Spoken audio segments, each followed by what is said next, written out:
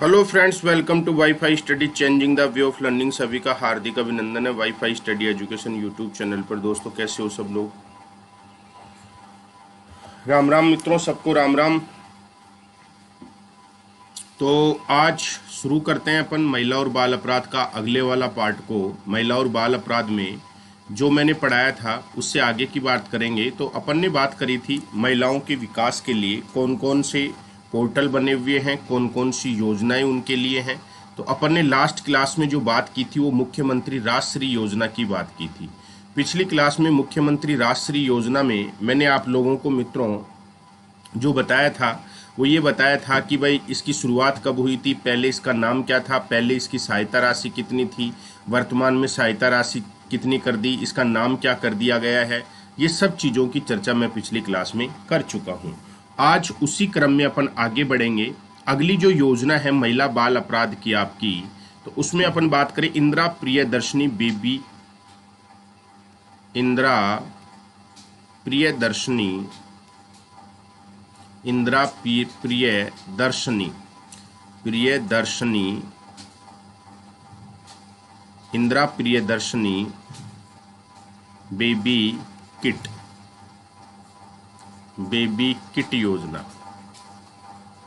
Indira Priyadarshini baby kit योजना, यह आपको ध्यान रखना है। तो इंदिरा प्रियदर्शनी बेबी किट योजना जो आपकी है, इंदिरा प्रियदर्शनी बेबी किट योजना मित्रों, इसके बारे में अगर आपसे पूछें तो ये किसको, इसका उद्देश्य क्या है, इस योजना का उद्देश्य क्या है? तो उद्देश्य का है इसका शिशु मृत्यु दर में कमी लाना, शिशु मृत्यु दर में कमी लाना, शिशु मृत्यु दर में कमी लाना,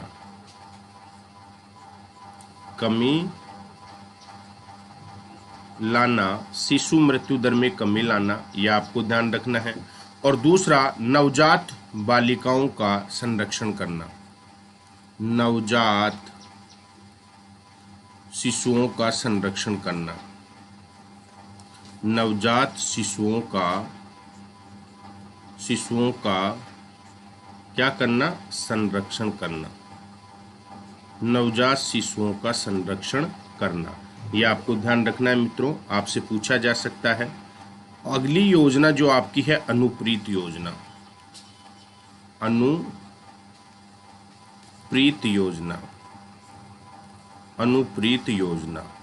अनुप्रीत योजना की अगर मैं बात करूं तो इसका जो प्रारंभ है वो 2005 में हुआ।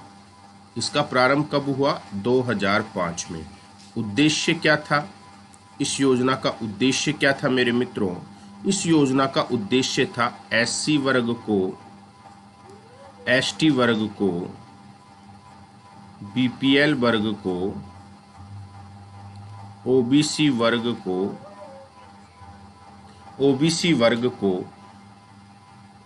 वर्ग के प्रतिभावान छात्रों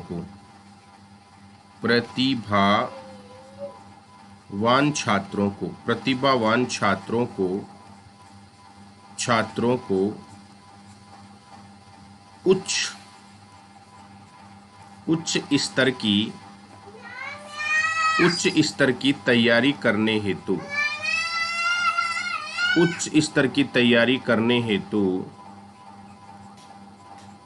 हेतु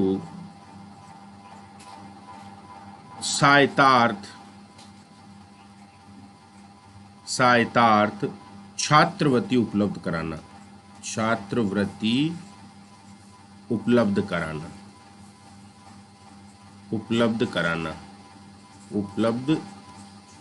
कराना। जैसे आपने आईएएस का प्री पास कर लिया या आरएस का प्री पास कर लिया, या आपने नीट का एग्ज़ाम क्लियर कर लिया, या आपने आईटी के लिए क्वालिफाई हो गए, या आप एमबीए के लिए क्वालिफाई हो गए, तो आपको इसके तहत स्कॉलरशिप मिलती है। प्री पास करने पर जब आप मेंस की तैयारी करते हैं तो उसके लिए पैसा मिलेगा।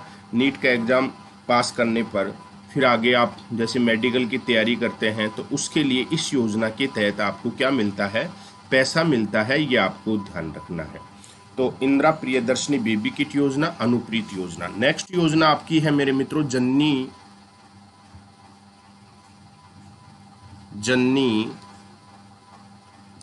शिशु सुरक्षा योजना। जननी शिशु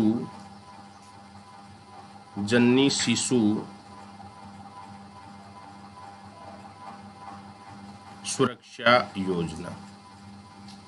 मित्रों जननी शिशु सुरक्षा योजना, जननी शिशु सुरक्षा योजना की बात करूं तो इसका जो प्रारंभ हुआ था वो हुआ था 1 जून 2011 को। 1 जून 2011 को हुआ था, ये आपको ध्यान रखना है। इसका जो उद्देश्य है, इसका उद्देश्य क्या था? इसका उद्देश्य था राज्य में मातृ एवं शिशु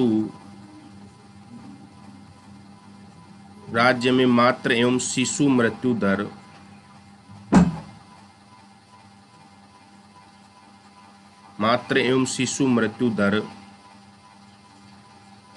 को कम करने के लिए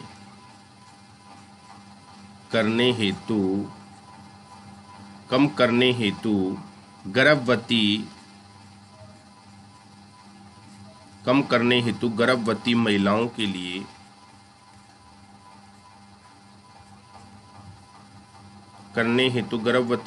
के लिए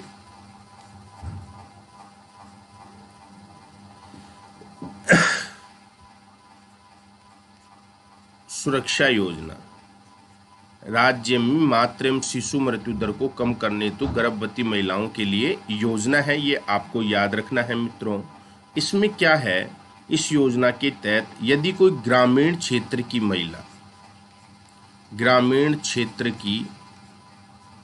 महिला अपना प्रसव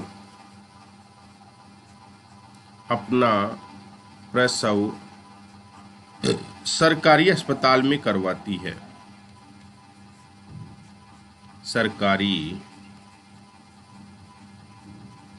सरकारी अस्पताल में करवाती है, अपना प्रसव सरकारी अस्पताल में करवाती है, तो मित्रों उसको क्या होता है, उसको पैसा दिया जाता है 1400 रुपये। 1400 रुपये की सहायता दी जाती है। और यदि कोई शहरी महिला है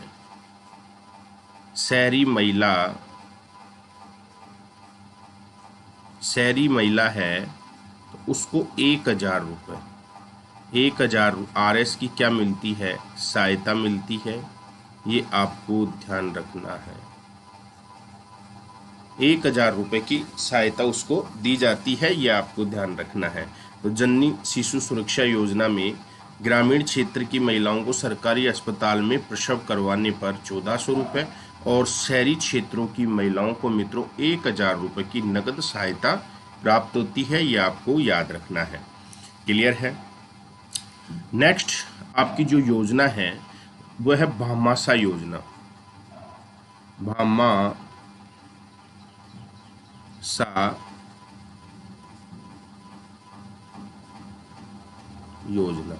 भामाशाह योजना की बात करूं तो इसका जो प्रारंभ हुआ था वो 15 अगस्त 2014 को हुआ था। 15 अगस्त 2014 को हुआ था। इसका उद्देश्य क्या था? उद्देश्य था महिला सशक्तिकरण को बढ़ावा देना। महिला सशक्तिकरण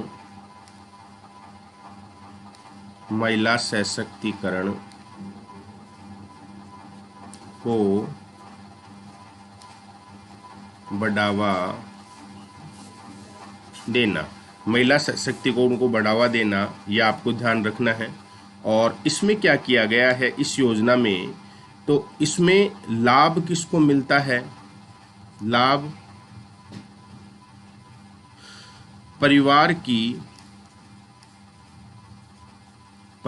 की महिला मुखिया को, परिवार की महिला मुखिया को लाभ मिलता है। परिवार की महिला मुखिया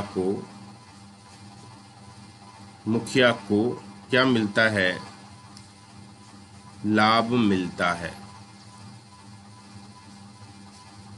यह आपको ध्यान रखना है। लाभ किसको मिलता है?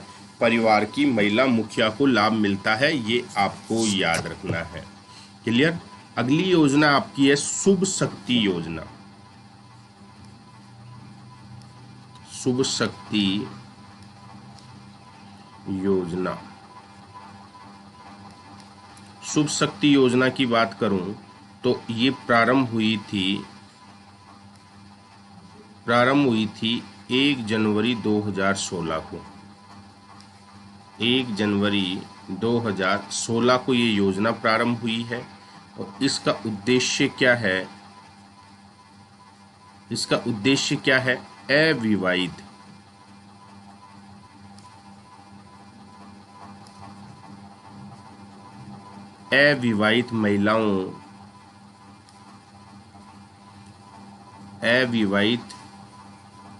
महिलाओं तथा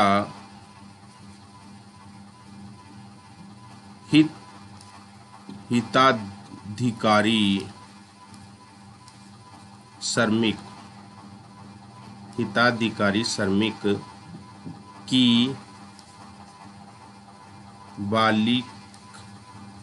बालिक बेटी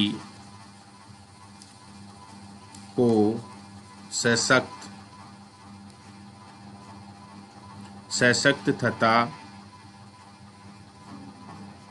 आत्मनिर्भर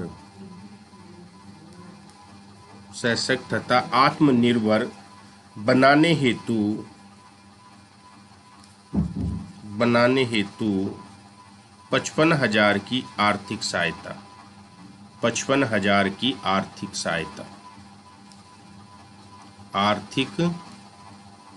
सहायता। शुभ शक्ति योजना में अविवाहित महिलाओं तथा हिताधिकारी श्रमिकों की बालिक बेटी को सशक्त तथा आत्मनिर्भर बनाने के लिए उसको क्या दी जाती है? 55,000 की आर्थिक सहायता दी जाती है। ये आपको ध्यान रखना है। अगला है मित्रों एक योजना अन्नपूर्णा रसोई योजना।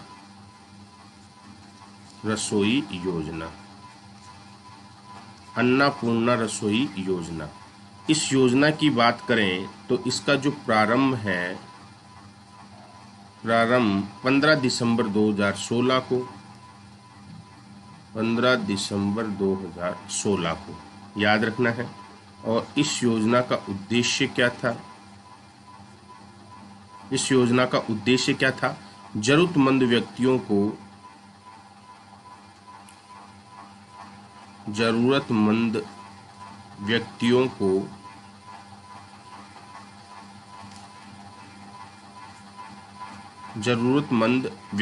को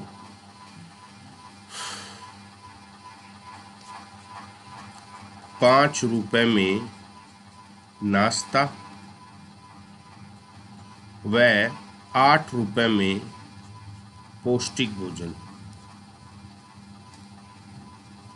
8 रुपए में पौष्टिक भोजन, यह आपको ध्यान रखना है।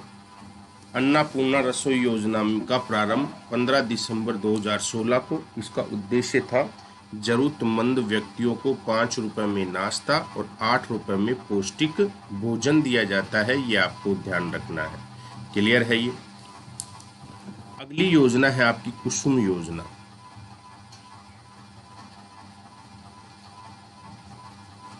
कुसुम योजना।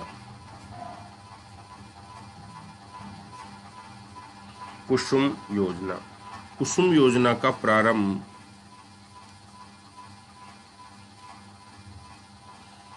2018-19 को हुआ है। और कुसुम योजना का उद्देश्य क्या है? उद्देश्य है कि वर्ष 2022 तक 3 करोड़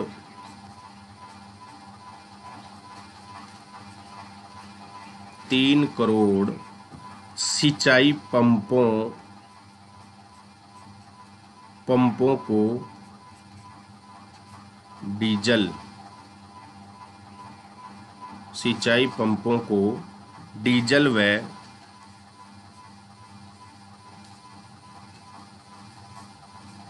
बिजली के स्थान पर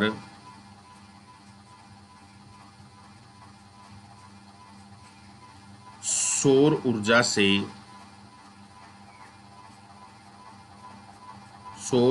से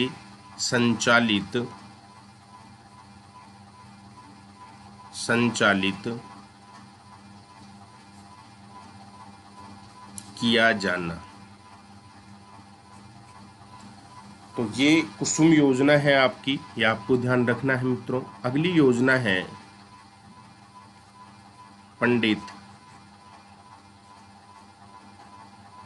पंडित दीनदयाल उपाध्याय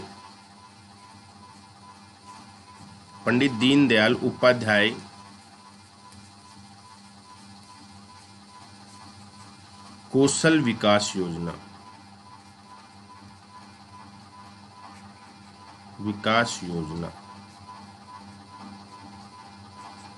पंडित दीनदयाल उपाध्याय कौशल विकास योजना प्रारंभ कब हुआ? इस योजना का प्रारंभ कब हुआ? 25 सितंबर 2014 को। 25 सितंबर 2014 को इस योजना का प्रारंभ हुआ। और इस योजना का उद्देश्य क्या था? इस योजना का उद्देश्य था गरीब परिवार के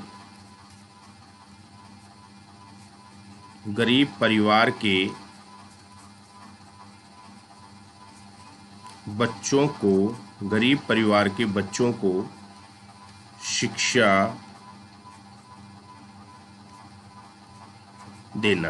गरीब परिवार के बच्चों को क्या देना? शिक्षा देना। यह आपको ध्यान रखना है। अगली योजना आपकी थी दुलारी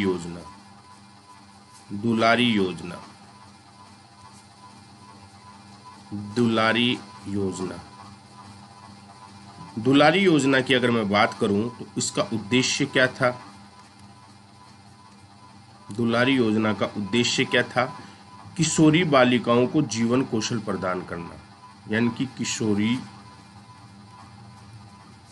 बालिकाओं को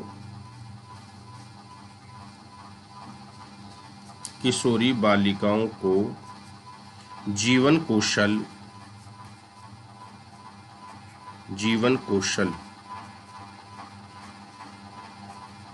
प्रदान करना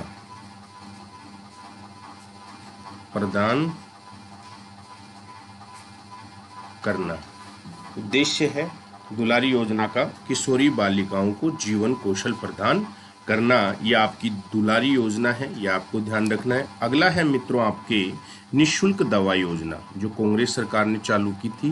दोबारा पूछा जा सकता है ये निःशुल्क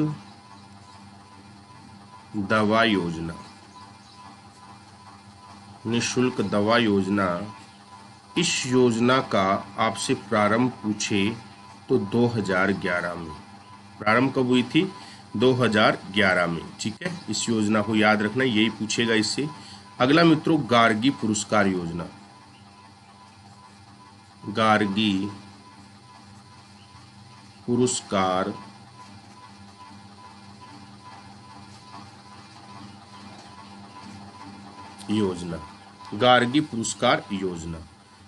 पुरस्कार योजना की अगर मैं बात करूं आपके सामने तो इसका प्रारंभ 1998 में हुआ। उद्देश्य क्या था इसका? इसका उद्देश्य था बालिका शिक्षा को बढ़ावा देना। बालिका शिक्षा को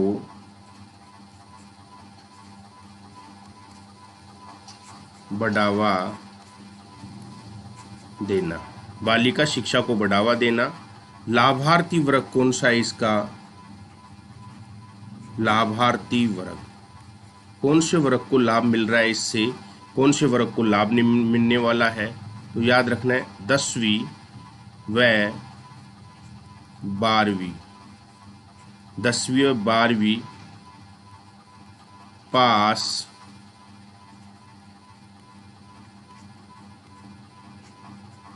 बालिका को पात्रता क्या होगी? इसकी पात्रता क्या होगी? पात्रता होगी मित्रों 75% या उससे 75 या ज्यादा